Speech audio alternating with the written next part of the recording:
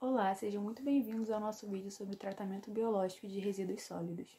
Primeiramente, o que são esses tratamentos biológicos de resíduos sólidos? Eles são processos que permitem, por meio biológico, que esses resíduos sejam reduzidos a substâncias mais simples a fim de serem reutilizados. Existem dois tipos desse tratamento: com a presença de oxigênio, que denominamos compostagem, e o seu subproduto é um adubo. E na ausência de oxigênio, que denominamos biodigestão, e o seu subproduto existem dois: o biogás, que pode ser utilizado para a geração de energia, e o biofertilizante. Mas por que fazer esses tratamentos? Muitas vezes, cooperativas jogam esses resíduos orgânicos juntos aos lixos que não têm uma degradação tão forte como eles. Dessa forma, o lixo continua no meio ambiente por muito mais tempo, atrasando a degradação dele. E também com o tratamento nós conseguimos agregar valor a esses resíduos, tornando-os em biogás ou biofertilizante. Assim conseguimos fechar um ciclo sustentável para o meio ambiente. E como funcionam esses tratamentos? Começando pela biodigestão, ela é um processo de tratamento biológico pela fermentação anaeróbica desses resíduos sólidos que serão transformados em biofertilizantes ou biogás, sendo esse biogás metano ou gás carbônico. Esses resíduos orgânicos, eles são degradados por micro-organismos na ausência de oxigênio e ocorrem em 4 etapas: a hidrólise, a acidogênese, a cetogênese e metanogênese. E como ocorrem essas etapas?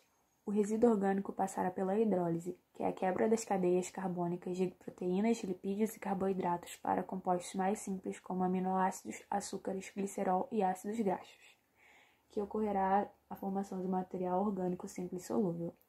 Assim, esse material passará para a acidogênese, onde os produtos gerados no processo de hidrólise são convertidos em ácido acético, dióxido de carbono, ácidos graxos, dentre outros compostos, e são absorvidos pelas células das bactérias fermentativas. Continuando o processo, ocorrerá a cetogênese, onde terá a transformação de ácidos graxos em ácido acético, liberando hidrogênio e gás carbônico. Nesta etapa, tem-se os substratos para a produção de metano. Já na metanogênese, ocorrerá a produção de metano por dois grupos de bactérias, um deles que produz metano pela conversão do ácido acético e outro que produz a partir da conversão de hidrogênio e dióxido de carbono. Ao final de todas essas etapas, teremos a produção do biogás ou do biofertilizante, finalizando então a nossa biodigestão do resíduo sólido. O que é a compostagem?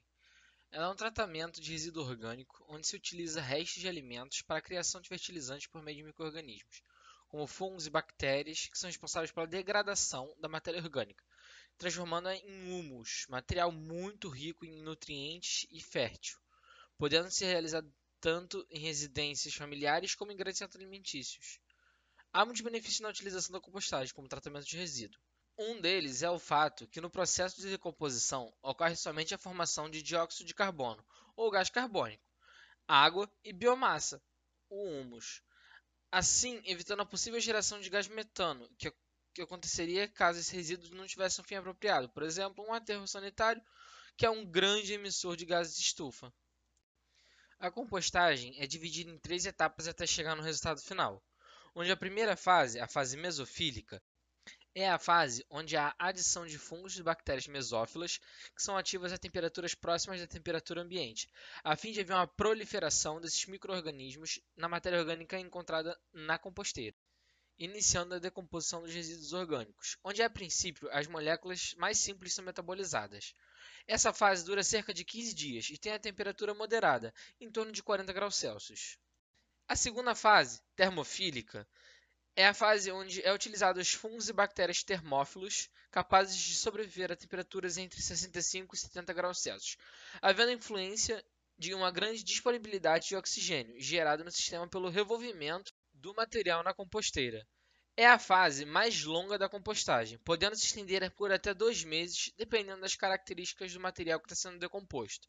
A degradação das moléculas mais complexas e a alta temperatura ajudam na eliminação de agentes patógenos. E a fase da maturação é a última fase do processo de compostagem, onde há a diminuição da temperatura, da acidez e da atividade microbiana. É um período de estabilização, que produz um composto maturado, onde a maturidade do composto ocorre quando a decomposição microbiológica se completa e a matéria orgânica é transformada em humus livre de toxicidade, metais pesados e patógenos. Bom, gente, todo esse tratamento biológico citado anteriormente pode e deve ser posto em prática nas cooperativas e na Ceasa, já que nesses locais encontramos grande quantidade de resíduos sólidos orgânicos. Mas afinal, o que significa Ceasa? Ceasa significa Centrais de Abastecimento. São empresas estatais ou de capital misto destinadas a aprimorar a comercialização e distribuição de produtos hortifrutigranjeiros. A maior parte dos legumes, frutas comercializadas em feiras, sacolões, foram adquiridas através das Ceasas. Elas recebem de forma direta e indireta materiais produzidos pelos produtores da região. Elas foram criadas pelo governo federal por volta da década de 60 e foi distribuída por todo o Brasil com o objetivo de melhorar a qualidade do setor hortifrutigranjeiro que estava em desequilíbrio devido ao crescimento acelerado de centros urbanos. A Ceasa ela possui 3 agentes principais, são os comerciantes, os compradores e os produtores. Mas um grande problema nesse campo é a perda dos produtos devido às práticas inadequadas de transporte, manuseio e armazenamento. O cenário ainda fica pior quando esses produtos não são tratados como deveriam e são descartados como se fossem lixo. Se o órgão responsável conseguisse entender a grandeza que possuem com o que dizem ser lixo, seria uma grande vitória para a economia e para o meio ambiente. Todos os resíduos orgânicos podem ser tratados e reaproveitados de maneira correta e sustentável. Locais como esse possuem uma grande oportunidade e responsabilidade de colocar em práticas essas ações mais sustentáveis com os produtos que trabalham. Então, vou falar sobre algumas aplicações de tratamento biológico, como biodigestor e compostagem. Essas imagens são mais para exemplificar, vocês visualizarem mais ou menos. E vou passar para a unidade de triagem e compostagem, que é o primeiro caso, né, de Sairé. Que eu escolhi porque ela é um bom exemplo, porque ela é referência e que ela tem um bom processamento de resíduos, né? Por dia ela processa em média 12 toneladas e esses resíduos viram composto orgânico, são direcionados para a prefeitura, para adubo, sabe? Diminui os custos da prefeitura e gera emprego, né? Logo em seguida eu vou falar do caso de Porto Alegre, do Francisco Engel Rodrigues, mas esse só processa resíduos arbóreos e tem um processamento de 1,9 toneladas de resíduos. E eu coloquei para vocês poderem ter uma ideia de como funciona. Logo em seguida eu vou falar do caso do biodigestor. Esse é de uma agricultura familiar, de um biodigestor tipo batelada. E em parceria com o BNDES, em parceria com o Banco do Brasil, eles ajudam os agricultores familiares nesse projeto. O produto gerado pelo biodigestor depende da eficiência do processo de fermentação. Com uma boa fermentação, a matéria orgânica pode ser quase que totalmente transformada em biogás, restando apenas a água e os sais minerais, caracterizando um biofertilizante de excelente qualidade. Sendo assim, muitas empresas começaram a fazer negócios, como, por exemplo, produzir seu fertilizante e ainda vender o biogás produzido ou vice-versa. Com a crise energética em 2014, o uso de biodigestores passou a ser uma alternativa para o setor energético. Com isso, muitas empresas adotaram o sistema e começaram a comprar matéria orgânica para, através da tecnologia, obter energia e não ficar à mercê das companhias, que podem trazer prejuízo aos negócios das empresas caso haja queda de energia. A Granja São Pedro foi a primeira a utilizar da tecnologia, no ano de 2010, servindo de empresa piloto para o teste, devido ao grande número de esterco dos animais que lá se cria e a dificuldade para a destinação dos dejetos de maneira correta. Lá foi desenvolvida uma microrrede, a qual aciona o sistema de geração distribuída em situações emergenciais de queda de energia elétrica da concessionária, abastecendo um grupo de propriedades rurais locais. Hoje, a propriedade produz 1.000 metros cúbicos dia de biogás e 37.000 kWh em energia elétrica. A Fazenda Trevisan, no Rio Grande do Sul, é mais um exemplo de implementação de biodigestores bem-sucedida. A propriedade tem em torno de 500 vacas, que geram 33.000 litros de dejetos por dia, e há uma década começaram a transformar este esterco em energia elétrica através da tecnologia, produzindo cerca de 2.000 metros cúbicos de biogás por semana, que resultam em 4,5 megawatts-hora, valor suficiente para abastecer 15% da propriedade, que ainda inclui uma fábrica de envase de leite tipo A, obtendo uma economia mensal na conta de luz que chega a R$ 7.000. Em alguns lugares do mundo, já andam em conjunto as técnicas de biodigestores e compostagem. O projeto de compostagem biodigestor urbano de Erkenheim, na Bavária, por exemplo, foi a solução perfeita para a região. Enquanto os restos de alimentos são tratados no biodigestor, os galhos de árvores e aparas de gramas vão para a compostagem. O negócio oferece uma alta lucratividade devido ao modelo escolhido. Vou falar sobre as vantagens e desvantagens dos tratamentos biológicos. O tratamento tem grandes vantagens econômicas, já que seu custo não é tão elevado, e por ele gerar subprodutos que podem ser utilizados em algumas indústrias, propriedades rurais ou até mesmo residências, como energia elétrica, o gás natural de combustão ou biofertilizantes, a instalação desses processos nesses locais ajuda com a redução dos custos dos mesmos. Além disso, como o tratamento libera gases menos agressivos na atmosfera, eles ajudam a gerar créditos de carbono, que é um sistema que converte essa diminuição de gases em créditos que podem ser usados como fonte de renda de municípios, por exemplo.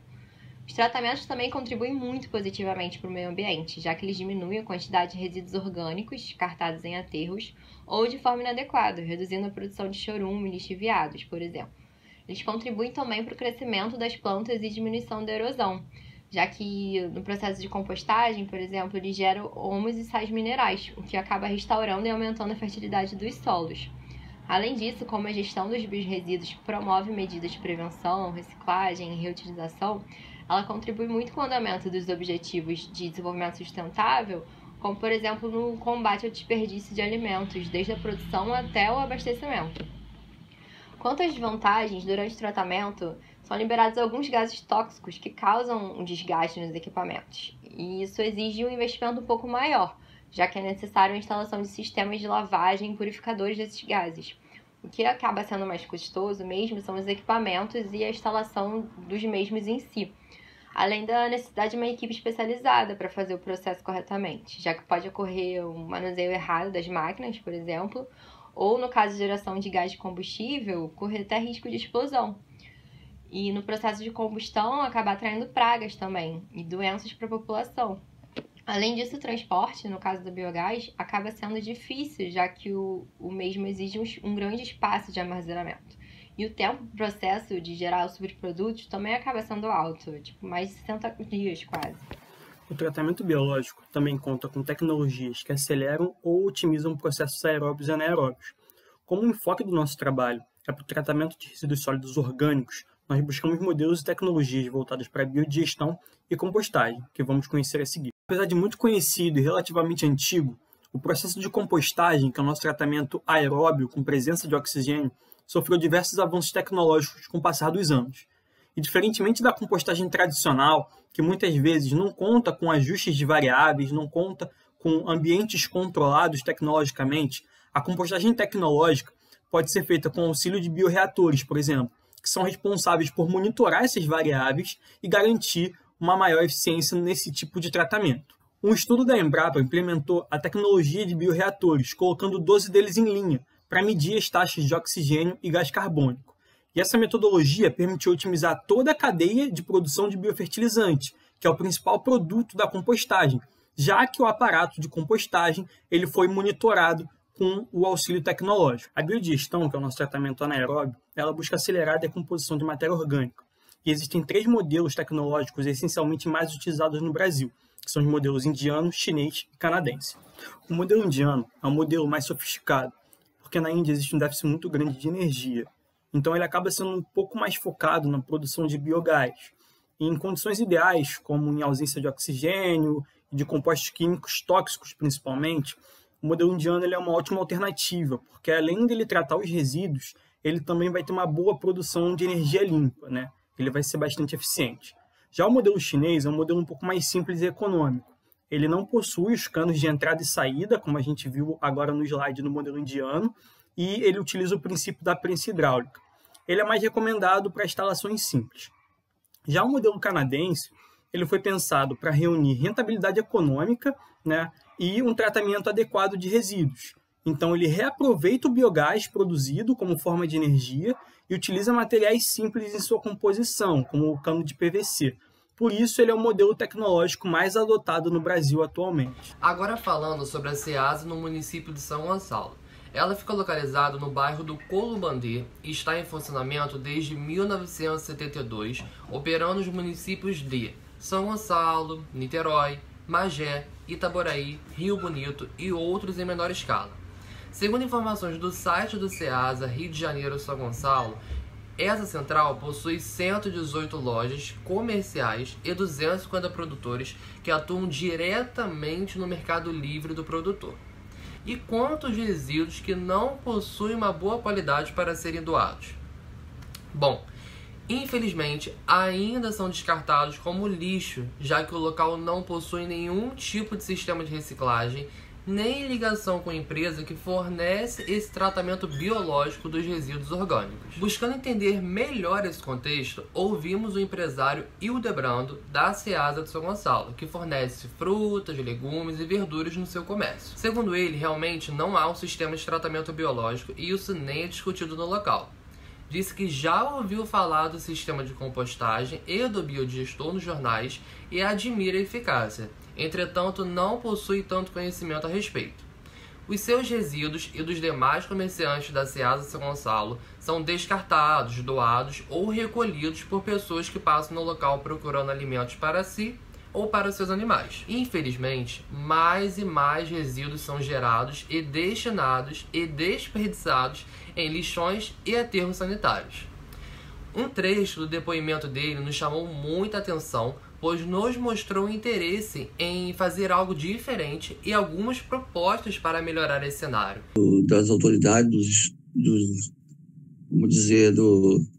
das autoridades, né, do governo, Sim.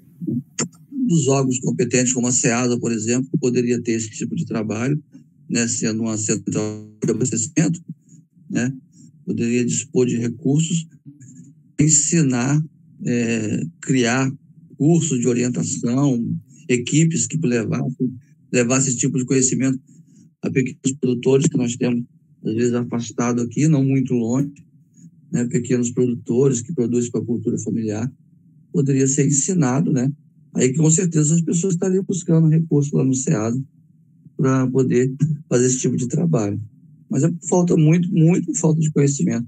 Quando a gente vê as reportagens nesse sentido, a gente vê que o trabalho é muito bom, é muito proveitoso, muito vantajoso, né, se usar esse tipo de trabalho, né? Só que a questão de falta de conhecimento mesmo, falta da cultura, da repasse de informações, Sim, treinamento, para que possa aproveitar um pouco o resíduo que se tem, entendeu? Mas se houvesse, seria muito bom, né? Infelizmente, ainda a sociedade nossa, eu creio, que não foi despertada a isso, entendeu? Ensinada, orientada as vantagens, né?